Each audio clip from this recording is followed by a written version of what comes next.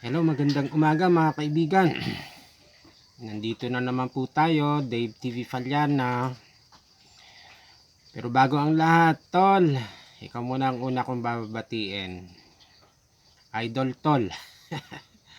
Idol na kita talaga. Pangalawa, iyan. Anak, kumusta? Lagi kang binaback up mo ko. Thank you very much kasi nandiyan kayo. Yun. Tapos yung mga moderator natin, magandang umaga, thank you so much. Nagkakaroon tayo ng link sa isa't isa. Ngayong umaga, hindi farming yung tatalakayin natin. Magbigay ako ng ilang mga pananaw ukol naman sa tao. Sa tao. Pag-uusapan natin ngayon. Doon sa isang video, tinalakay ko ron yung tungkol sa evolution ng tao, kung paano lumitaw ang tao sa daigdig na to. Ngayon, doon tinalakay namin yung kung paano lumitaw ang tao sa daigdig na to. Naalala nyo na nagbigay ako doon ng 5 kingdoms na existing dito sa daigdig, mga kaibigan. Yung 5 kingdoms na yon binubuo ng Spirit of cohesion. Binubuo ng mineral kingdom kung saan yung spirit, 5 spirit din mga kaibigan yung ibibigay namin sa inyo. Mayroong 5 kingdoms na umiiral sa daigdig, tapos ang bumubuhay doon ay spirit. Sa mineral kingdoms, yung spirit of cohesion, kung paano nabubuo siya.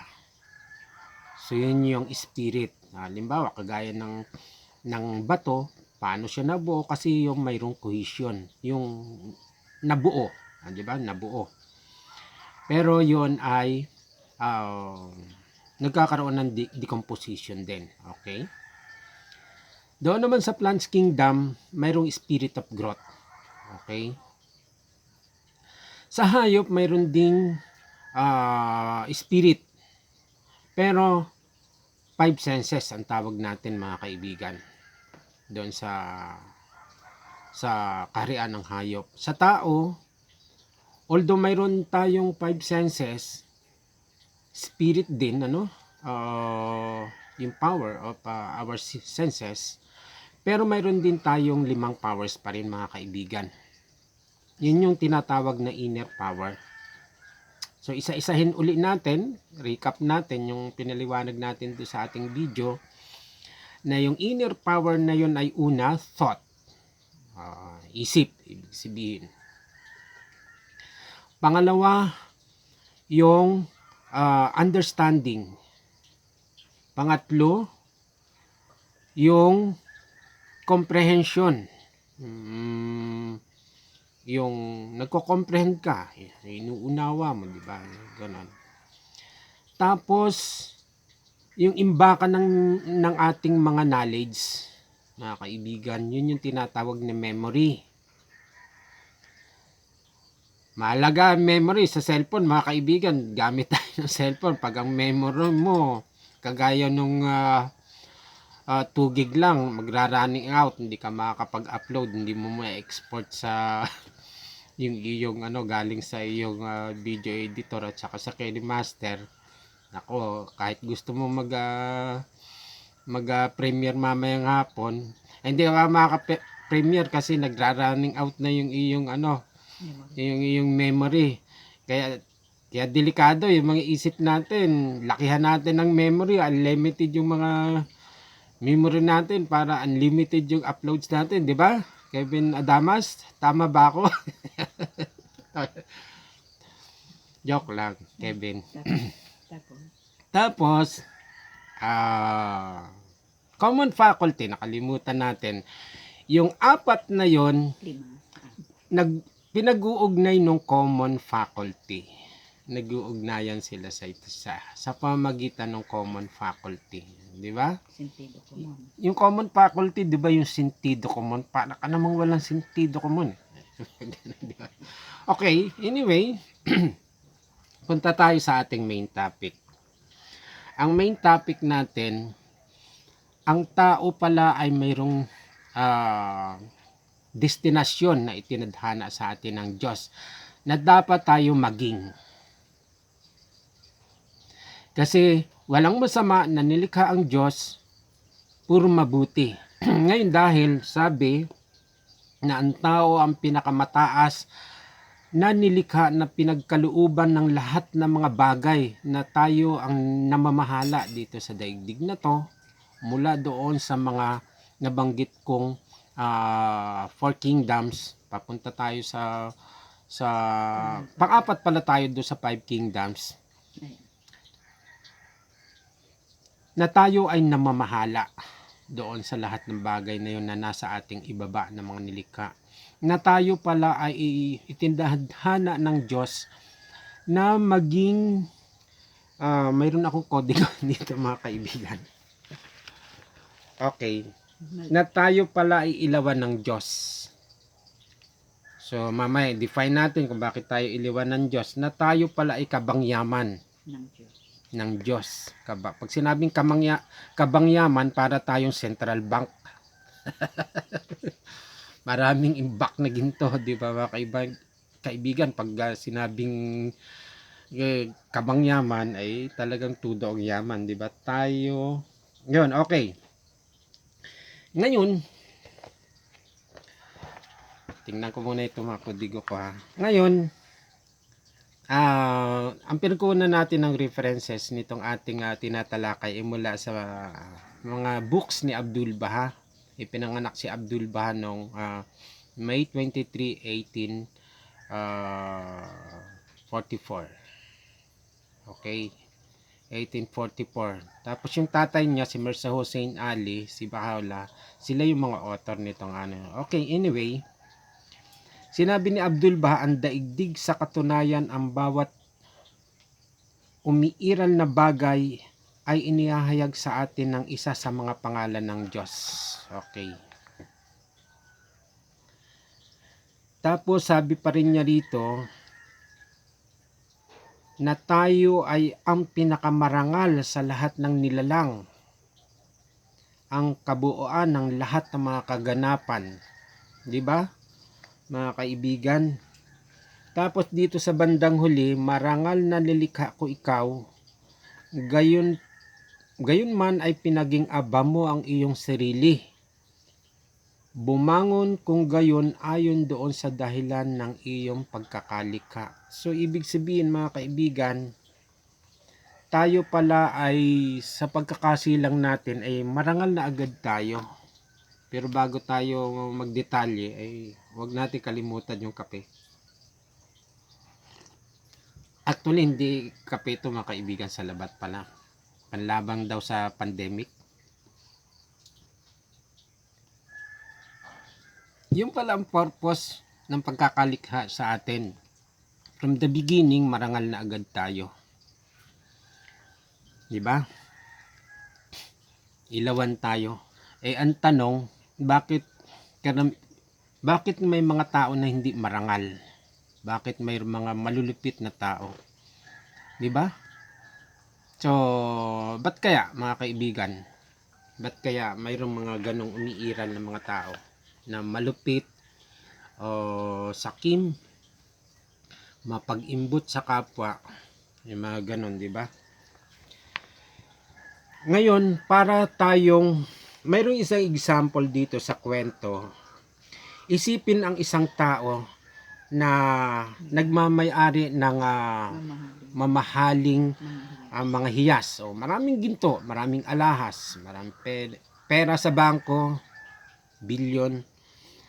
Pero itinapon niya yon. Tapos nag-ipon siya ng mga maliliit na bato. Kapalagay nyo kaya mga kaibigan, anong iisipin nyo sa ganitong klase ng tao? Baka sabihin natin analogy lang yun. Itong tao na to ay bakit kaya tinapon niya, mayaman na pero pinili niya pang mag-ipon ng mga bato. Diba? Baka sabihin natin may topak tong tao na to. O sige, tingnan natin kung talagang, di ba? Kung mayroong realidad. Siya ay mayaman pero ginawa niyang maging mahirap yung kanyang sarili. Okay? Pinili niya yung mga bato eh. Ang liliit pa ng mga bato. Baka buhangin yung inipon niya. Di ba? Kapag ating itinatapon ang mga mahalagang katangian na ibinigay sa atin ng Diyos, ginawa nating aba yung ating sarili. Ginawa nating mahirap. Di ba? Nakukuha niyo mga kaibigan yung punto. Kung ang mabubuting bagay, saan nanggagaling Ngayon, ganoong kalupitan? mayroong tanong doon, ngunit bakit natin pinaging aba ang ating mga sarili? Ginawa na nating mahirap ang ating sarili. Bakit kayo? Tapos yung ibang tao, malupit. Saan nanggaling ang ganong mga kalupitan? Kung ang mga mabubuting bagay ay galing sa Diyos, sa gayon ang masamang bagay ay galing sa demonyo. Isa pang bagay, mga kaibigan. May demonyo ba? Ang tanong, Sabi may ng iba, demonyo ba? demonyong buhay to. Baka walang pera, kaya demonyong buhay daw. So, ibig sabihin, ang demonyo ay yung buhay, hindi tao, di ba? Demonyong buhay daw. Okay. Kung ang mabubuting mga bagay ay galing sa Diyos, ang mga masasamang bagay ay galing sa demonyo. Walang demonyo mga kaibigan. Hindi totoo yung demonyo. Ipuprove namin sa inyo na talagang hindi existe ang demonyo. Mayroong dalawang likas sa tao. Mayroong dalawang kalikasan ng tao. Isang mababa at saka isang mataas na kalikasan. Yung spiritual, yung isa, o yung mataas na likas. Okay? Alam naman natin yung spiritual, di ba? At ang material o ang mababa. Okay. Nasaan na tayo? Ang mga katangian. Yung spiritual o mataas na likas, mga kaibigan, eto yon. Ito yung mga example para mas lalong malinaw. Pag-ibig, nasa atin lahat yun eh. Nasa tao lahat yun eh. Umiiral lahat yun. Pag-ibig, habag, kabaitan, pagkamakatotohanan, at katarungan ay bahagi ng mataas na likas natin. Lahat ng tao meron yan. Okay? Maliban na lang kung hindi niya ini-apply. Delikado mga kaibigan.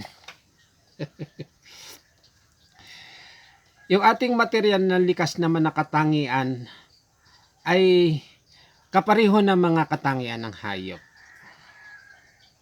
Pero yun, mga walang kaganapan yun. Ibig sabihin, hindi siya perfect. Okay?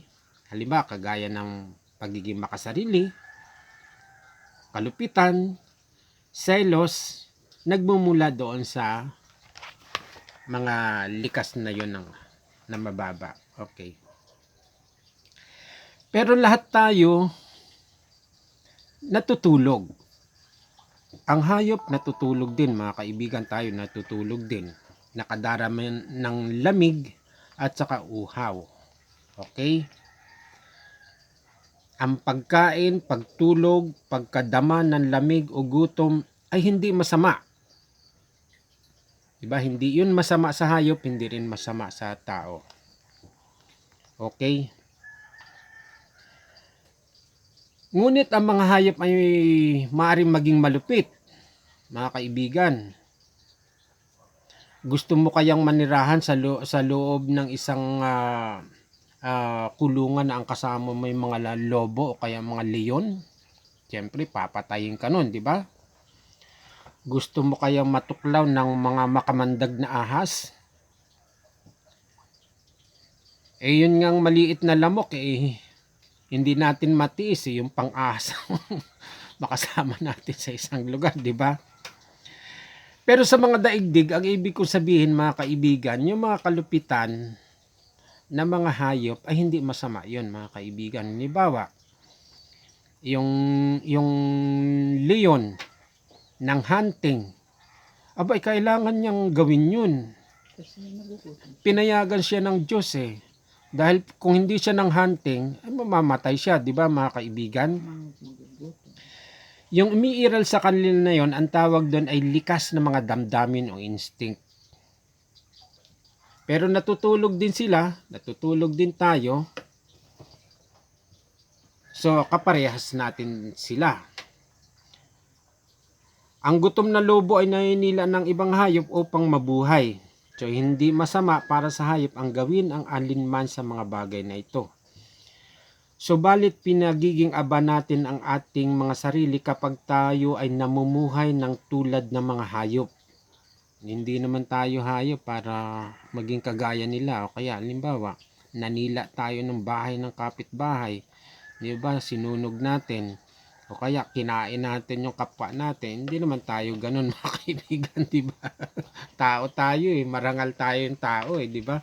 Mayroon tayong respeto sa ating kapwa.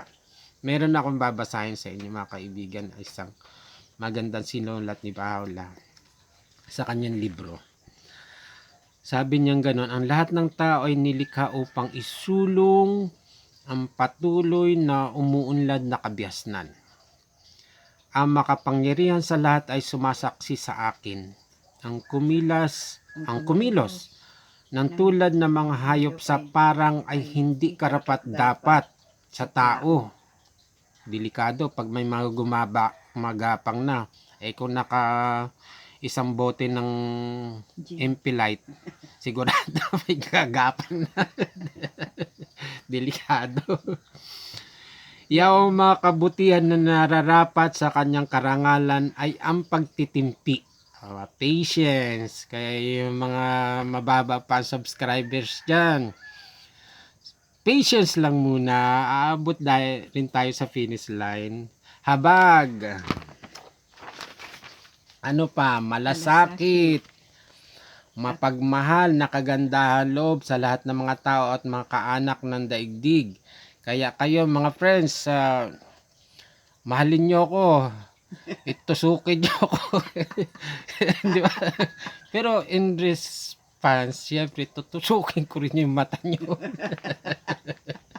Joke. Di ba? Joke lang. Pasaya lang muna tayo. Okay. Mayroon sabi dito. So, pinaging aba pala natin yung ating mga sarili. Dahil may demonyo na nagtutulak sa atin na gawin ito. Totoo ba yun? May nagtutulak ba talaga demonyo sa atin? Sabi ko nga, hindi naman totoo yung demonyo. Tayo ay bihag ng ating mababang likas na katangian. Di ba? Kung pinayagan natin na halimbawa na maging demonyo tayo, ay demonyo nga mangyayari. Kung pinayagan natin na halimbawa, focus lang tayo sa pag-uploads para kumita ng pera, para may pagkain yung ating mga anak, may pagkain yung ating nanay at tatay, ating mga kaibigan, nakakapagbigay pa tayo. O di ang ganda, di ba? Kagaya ni Otto Lefty, kumikita siya sa kanyang mga uploads, bibigyan daw niya ako mga kaibigan ng cellphone. Kasi running out ng cellphone, tol. Thank you. Masaya lang ako. Kung walang demonyo, ang ating mababang likas na katangian ba ang masama? Aba hindi. Ang ating mababang likas na katangian ay hindi masama. Isipin halimbawa ang ating pagnanasa sa pagkain, 'di ba? Gusto nating kumain, mga kaibigan, 'di ba? Mababang likas yun. Mula sa simula ay talaga namang gusto na nating mabuhay, gusto na nating kumain para mag-survive tayo. Kung hindi ay hindi sana tayo mabubuhay, 'di ba? Kung halimbawa hindi tayo kumakain. Kung gayon, ang pagnanasa sa pagkain ay hindi talaga masama. Subalit ang ating mataas na likas na katangian ang dapat mamahala dito. So yun yung manager ng ating mababang likas, yung mataas na likas. Okay? Tingnan mo, di ba? yung ating palang sarili mga kaibigan, mayroong manager. Kayo yung manager na wag natin susumayin, delikado ha. Baka kung saan ka mapunta, Kevin Adamas. Joke lang, Kevin. Yan, nawala tuloy ako. Upang sa ganon na hindi tayo maging matakaw at maghangad ng higit na higit pa. Ay, yung iba 200,000 na yung subscriber eh. Takaw kaya yung mga ganon? Hindi naman siguro. Depende lang kung ano. Nagsikap siya kaya naging 200,000 na yung kanyang subscriber, di ba? Dahil kung hindi naman niya gagawin, paano naman siya kikita, di ba? Ano lang, yung kumbaga sana yung outcome kung halimbawa namimigay naman siya kagaya halimbawa ito Otolit, mamimigay ng cellphone. Okay lang, di ba? Kahit pa maging 200,000 yung kanyang subscriber. Habang ang mga tao ay nagugutom, di ba? Sa halip ay kailangan nating matutong ibahagi sa iba ang nasa atin. Kaya kayo mga kaibigan, subscribe lang kayo ng subscribe ha. Ibahagi ninyo inyong tusok. Ang galit ay may saysay rin. Dito naman tayo sa galit. Ang inyong nadarama kapag iniisip ninyo ang nangyayari sa maraming mga bata sa daigdig, walang pagkain, walang tirahan, walang edukasyon. Maari ba kayong manatiling tahimik? Itong galit depende mga kaibigan sa paggamit. Pero kung halimbawa, magagamit mo sa tama yung galit mo, halimbawa kagaya nito, maraming nagugutom sa kabilang daigdig sa Africa.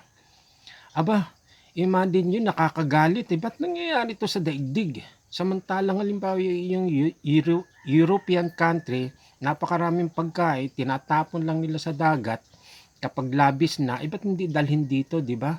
Ipakain, di ba? Tulungan natin tong mga nagugutom na to. Sa palagay natin, magagalit, hindi kaya tayo magagalit kung ganun ang sitwasyon, di ba? Nagagalit tayo, nalulungkot din tayo.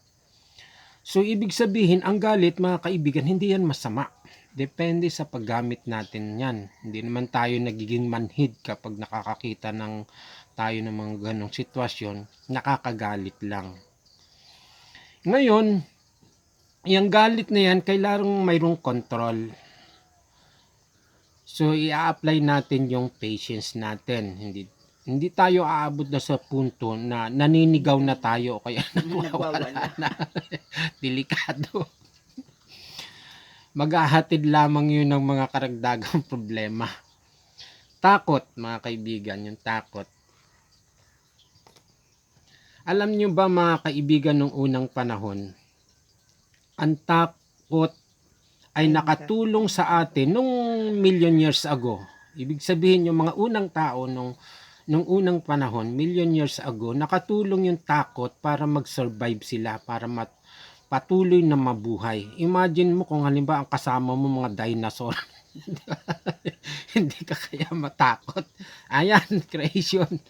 Hindi ka kaya matakot kung kasama mo doon sa lugar na yung mga dinosaur. Yung thesaurus na kumakain ng kapwa dinosaur. Sa takot ng tao, tumira sa yungib. Lumalabas lang pag gutom na, takbo ulit sa loob pag nakakuha ng kamote. Pasok. Nakalimutan ko na yung aking salabat.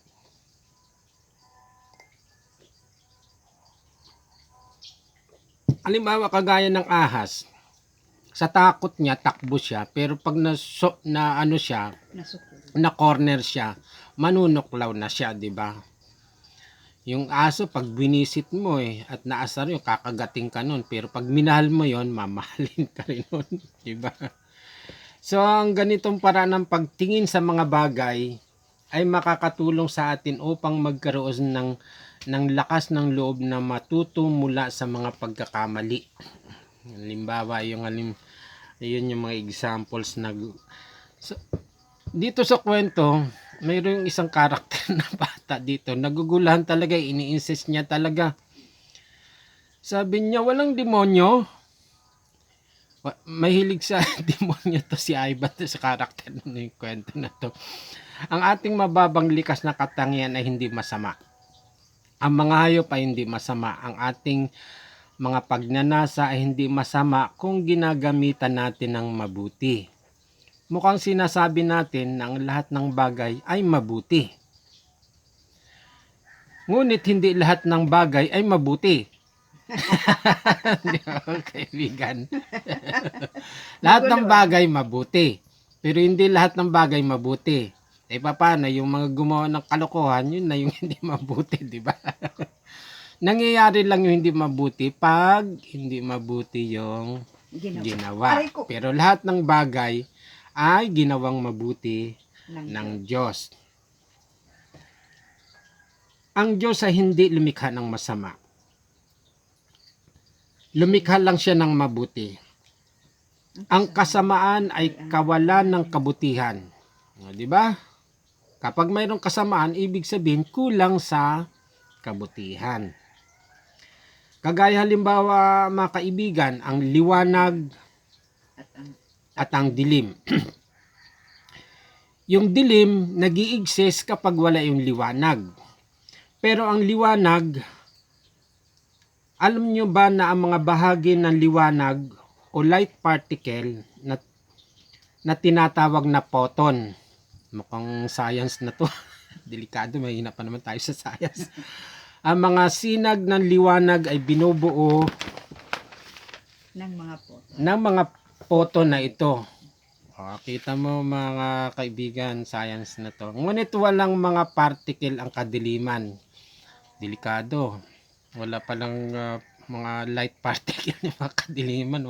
Kaya wag tayo pumunta doon mga kaibigan. Kapag walang liwanag, ay mayroong kadiliman. Halimbawa yung kamangmangan, anong kulang doon mga kaibigan? Di ba kulang ng kaalaman, kulang ng knowledge? Halimbawa, namumuhi tayo sa ating kapwa, ay kulang tayo sa pag-ibig, di ba? Pagmamataas, taas ng ego. Mayaman na, taas ng ego. Ang tingin doon sa kapwa na mahihirap ay mababa na.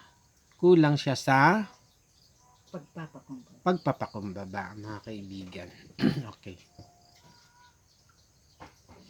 Napakagandang malaman na ang Diyos ay lumikha lamang ng mabuti. Puro mabuti lahat yung nilikha ng Diyos. So mga kaibigan, mayroon akong babasahin sa inyo dito na mga ilang quotation. Aking ginawa. Aking ginawang ganap sa bawat isa sa inyo ang aking nilikha. Upang sa gayon, ang kahusayan ng aking ginawa ay lubos na mailantad sa mga tao. Ang pag-ibig ay liwanag, saan mang tahanan ito sumikat, at ang puot ay karimlan, saan mang bahay ito manahan. Mayroong mga tahanan, mga kaibigan, na masaya.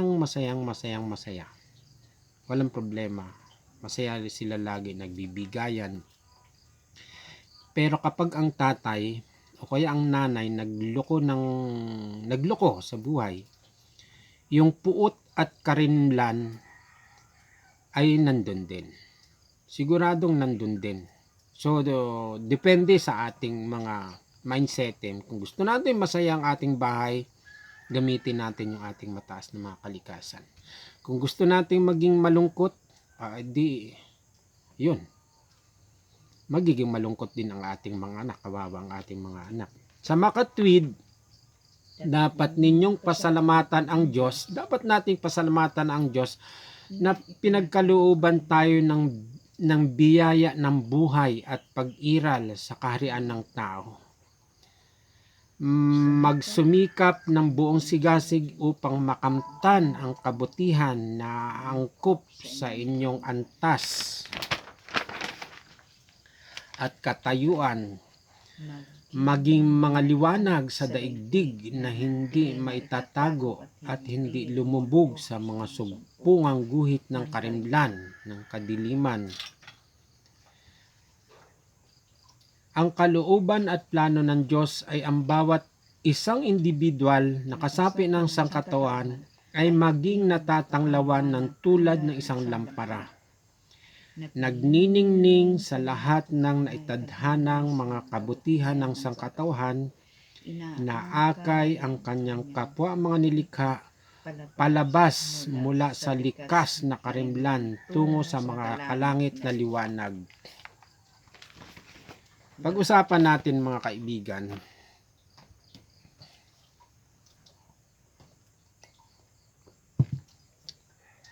ang talagang pinaka-purpose ng pagkakalikha sa atin ay akayin natin yung i-encourage natin yung halimbawa kagaya ng ginagawa natin dito sa ating collaboration, sa ating mga links, ini-encourage natin yung mga kaibigan natin na mapaunlad pa yung ating business. Negosyo to, itong pinapasok natin kasi dito tayo kikita ng pera. Yung iba kumikita na ng pera.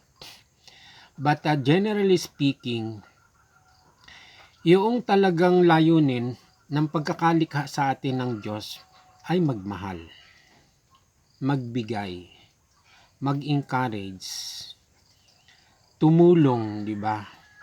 Na maging ganap na tao. Paano magiging ganap na tao? Yung pagsasamahan, kapag na-establish yung lalim ng pakikipagkaibigan, mga kaibigan, ay hindi na yun mawawala.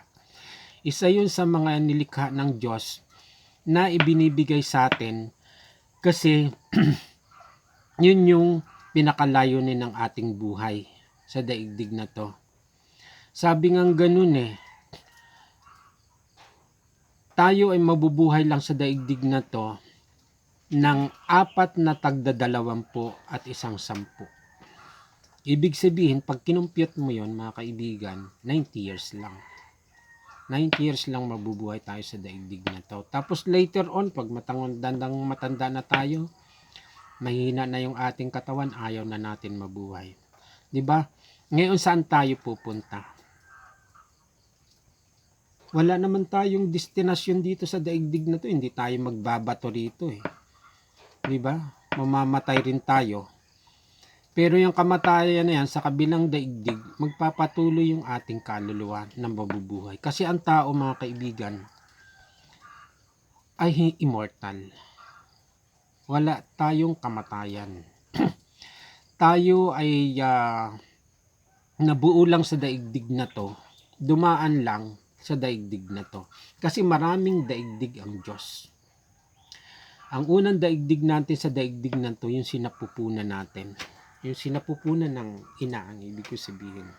Sinapupunan ng nasa loob ng tiyan. Yun yung unang daigdig natin. Pero yung developments ng fetus doon ay preparation. Preparation bakit? Doon na de-develop yung iba't ibang mga bahagi ng ating katawan na hindi naman gagamitin doon sa loob ng tiyan. Pero pag lumabas ka sa daigdig na to, magagamit na natin yung ating kamay, yung ating paa, yung ating tenga, yung ating bibig, yung ating mata, di ba? Dahil pag wala tayong mata, sigurado, hindi tayo makakapag-dot-dot ng ating cellphone, di ba? Ayan, anak. Di ba, Ton? Oo, delikado. Pag wala tayong mata at saka daliri, paano ka makakapag live streaming, di ba? Delikado. Kaya mahalaga, mga kaibigan. Ang ibig ko sabihin, ang punto rito, nandito na tayo sa mundo na to. This is not our destiny. Hindi tayo taga dito. Stranger lang tayo dito. Observer lang tayo. Saglit lang tayong dadaan sa loob ng 90 years. Pag minamalas-malas ka at puro bisyo, yung inilagay mo sa iyong katawan, baka hindi ka abutin ng 60. Tigo ka na. Di ba? Delikado. Ingatan natin itong ano. Ngayon, ang ibig ko sabihin mga kaibigan, kaya tayo inilagay ng Diyos sa daigdig na to, mamahala sa lahat ng mga bagay sa daigdig na to, mula sa mineral, plants, hayop, na mapapagkinabangan natin para mag-survive tayo, kasi lahat sila, pagkain natin sila lahat ay upang ihanda natin yung ating sarili. Saan natin mga kaibigan ihanda? sa kabilang daigdig. Kasi ang tao ay immortal. Patuloy siyang iiral sa maraming daigdig ng Diyos. Yung sinasabi sa Bible na halimbawa, sabi ni Kristo, aalis ako kasi igagawa ko kayo ng mansyon na inyong matitirahan. Maikli lang yung sinabi ni Kristo. Pero sa Bahay Faith, ipinaliwanag yon, maraming daigdig na babagtasin ang tao, yung kaluluwa natin. Maraming mansion din binanggit ni Christ. Oo, maraming mansyon. Pero dito sa Bahay Writings, pinaliwanag na maraming daigdig ang Diyos. Ngayon, anong klaseng preparation yung sinasabi ko mga kaibigan dito sa daigdig? Kanina, yung tinalakay natin, meron tayong dalawang kalikasan, isang mababa at saka isang mataas. Talagang tayo ay marangal. Talagang tayo ay nandun na yung likas natin na pagiging marangal, mapagbigay, makatotohanan, mapagmahal.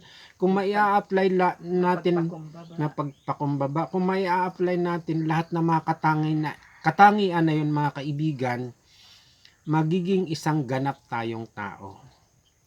Hindi tayo matatawag na ganap na tao kung hindi natin na i-apply yun. Tingnan natin yung mga example halimbawa ng karumal-dumal na mga krimen. Halimbawa ng rape. Tapos ng rape mga kaibigan, bata. Tapos hindi lang doon, pinatay pa. Sa palagay nyo kaya mga kaibigan, tao kaya yun? Hayop yun. Hayop na yun mga kaibigan. Wala nang budhi. Nawala na sa kanya yung budhi. Kasi yung droga, delikado yan eh. Yung shabu, nakakamatay ng sindi ng kaluluwa ang droga. Delikado. Dahil kaya nakakagawa ng mga ganong krimen kasi namatay na yung budhi.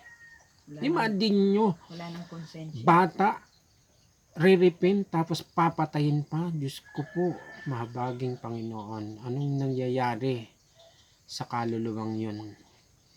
Ngayon, sana ay nakapagbigay kami sa inyo ng ilang mga insights o pananaw sa buhay na kung paano tayo dapat mabuhay.